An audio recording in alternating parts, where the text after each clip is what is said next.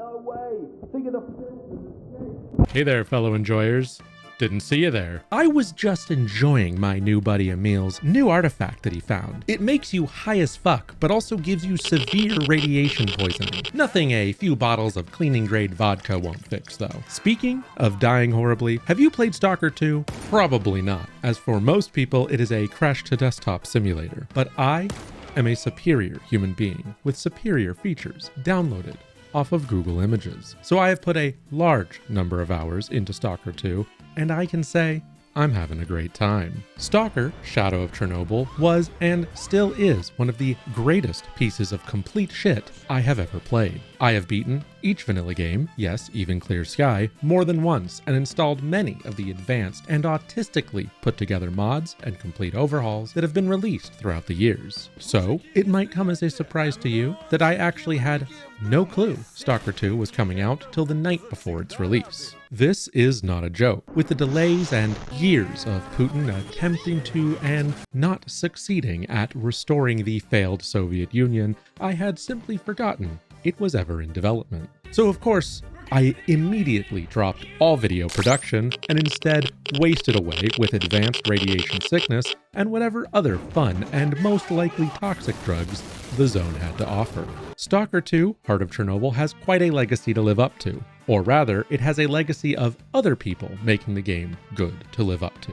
The number of complaints of missing features or missing mechanics that people mistakenly believe were in the base Stalker games, not realizing they were mods, has been very funny. Don't get me wrong, despite their problems, I actually quite enjoy the vanilla games, but the mods and overhauls over the years have taken them to a level that keeps them good even now. And the developers of Stalker 2 clearly saw that and tried their best to keep much of that in mind. Although many things are not in the game that I've come to expect even if they were from mods, and some of the things that are there are broken.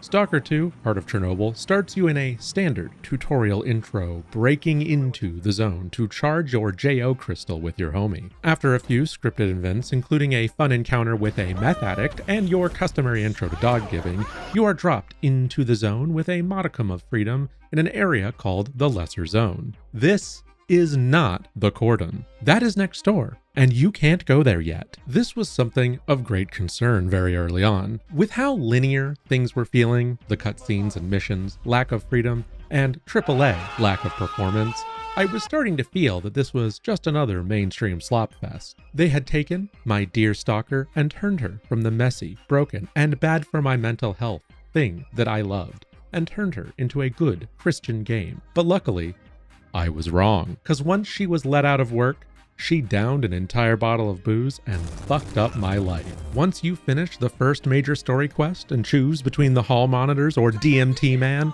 the zone opens up to you with all but a couple zones being available to explore, loot, do quests, and die in. The main quest will, of course, continue to take you all over the zone, but if you're me and have mental issues, you will simply ignore that and instead travel to every possible place the game will let you, filling your storage box with every piece of trash you can find. This is where Stalker 2 Heart of Chernobyl redeemed itself, as I spent an insane amount of time just checking everything out. The game captures that amazing, creepy, and sometimes otherworldly atmosphere the original games did. This is something I really enjoy in games that can often be harder to find than a new coke dealer after a major police bust. Even when things are fantastical, magical, technologically advanced, or whatever, there is something lost when the setting lacks that grounded in reality feeling. That feeling that can be hard to achieve. It doesn't come from food meters or other tedium that is often tacked on for the sake of realism and immersion. It comes from creating an environment that might be fantastical, but also make you go, oh yeah, I do feel like, given the right circumstances or shift in reality, this could exist. And even if there is no way it actually could, that doesn't matter. It doesn't need to. It just needs to feel like it could. Stalker has always managed to do that, even with its insane flaws, glitches, or goofy animations. Stalker 2, Heart of Chernobyl, does a great job of recapturing this in many ways. All the old zones are back, and while it's quite the shuffle from what I remember, it's still a good reimagining of the zone, even allowing me a chance to visit your mom. The guns are also insanely well made, and I really do want to point this out because it is clear the developers love their guns. The animations are so detailed. The more you discover, the more it'll blow your mind. It's not just reloading, which is very well done. The guns actually feed bullets into the chamber. It's hard to see, but if you slow things down, you can see it actually happening. That's some crazy detail. And while that kind of thing is not mission critical, it shows a level of dedication we just simply don't get from most AAA studios. However, while the ability to freeform the world, do quests, loot caches, and run to cover from blowouts was a lot of fun, it also highlighted many of the problems that are not just performance. Now, some of these issues have been addressed in recent patches, such as the cost of repairs. Previously, the cost of repairs was so insanely high, and quests paid next to nothing. So even if you collected all the dropped items that were sellable, you still end up spending more on repairs than you earned from whatever you did. That's capitalism, baby. Artifacts were the only real way to be in the positive, but that meant you weren't doing anything fun, like murder. They have since upped the value of artifacts, mission rewards, and reduced repair costs. I'd still say it's still a bit imperfect, but it's way better than it was. They have also somewhat reduced mutant health. Previously, mutants were so tanky, it was upsetting to fight them, as you'd spend a ton of ammo and get no rewards, as they don't drop anything. This is still true, but they do die faster now. This would be enough if not for what I want to discuss that is truly holding Stalker 2, Heart of Chernobyl, back from becoming the king it deserves to be. A-Life. A-Life is a system in the Stalker games that made it what it was. In simple terms, here's how it works. When you load into an area, squads of different factions, mutants, femboys, and so on, all appear in the zone at various locations. These are all given a set of goals, needs, and efforts to achieve, such as leaving the bar, searching an area for loot, going to an anomaly to hunt for artifacts, goon for 6 hours, stop by the town for a drink, and rest for the night. This will often cause them to cross with other squads, such as bandits or mutants, who all have their own lists of needs and sexual deviancies. This might cause them to fight, resulting in a side losing, and the other side might then loot them and wander off to sell the loot, and then relax by the fire and chat or play music. This system made the world feel alive. Having a stalker, who you saved with a well-timed heroin injection, later save you from some mutants because he happened to wander by, was a oh wow moment that made the game feel really unique for me in a way that no other game has. Until recently, in Stalker 2, Heart of Chernobyl, this system just didn't fucking work. Instead, when you walked into an area, a bubble around you causes enemies to spawn in with one goal: consume your butthole as rapidly as possible. This means attacks rarely felt organic. Often, when you first arrive somewhere, it's empty, before very suddenly a bloodsucker with advanced anus targeting technology will appear, scream loudly, causing you to wobble around, before you stand still and wait for it to run at you in a straight line, so that you can waste copious dollars worth of ammo on it. They have recently put out a pretty major update that alleviated this issue somewhat, making the aforementioned bubble bigger and generally keeping better track of offline creatures. Offline creatures are A-Life units that are outside the spawn distance or render distance, but are still tracked in the system as if they are actively doing something. Previously, they just didn't exist or get tracked at all.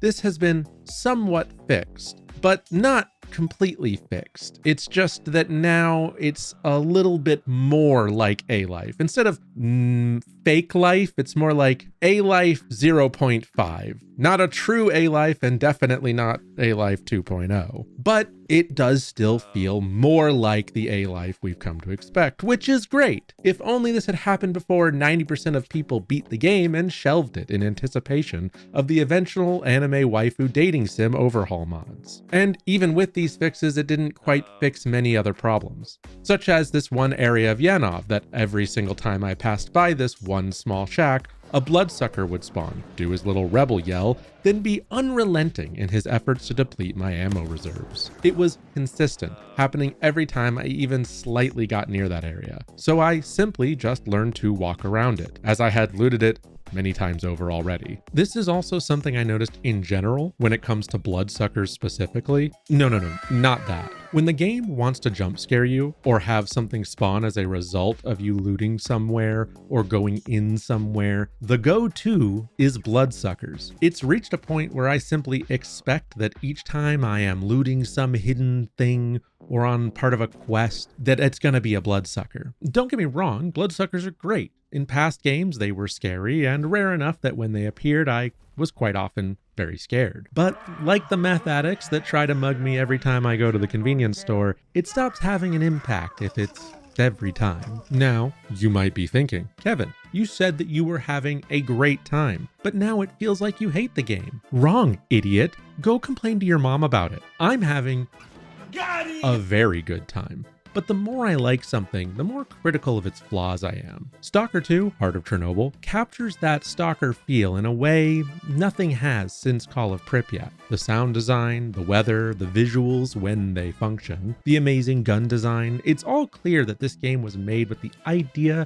of bringing Stalker up to a modern standard while keeping it as a real Stalker experience. But in many ways, it does fall short. Just like if you're an adult making YouTube game reviews, without a life, there does just feel like something important is missing. Optimization and bugs can be fixed, but a feature like a life is important to Stalker in a way no other detail I've mentioned is. I know mods will give this game huge longevity. It's inevitable. With Stalker's history, I'm sure we will see many iterations of overhaul mods and new quest lines. And with the internet's history, we will probably also see big titty goth girl model swaps and other very normal things. But I hope that even before all that, we see a true A-Life 2.0 added to what could be, but is not quite, one of the best games released in a very long time. Now, with all that said, please excuse me. I gotta go back to fondling strange objects and dying of alcohol poisoning. All right, guys, I'm back. Hand me the artifact and a bottle of vodka. One of these things is gonna kill me tonight. Let's see which one does it first.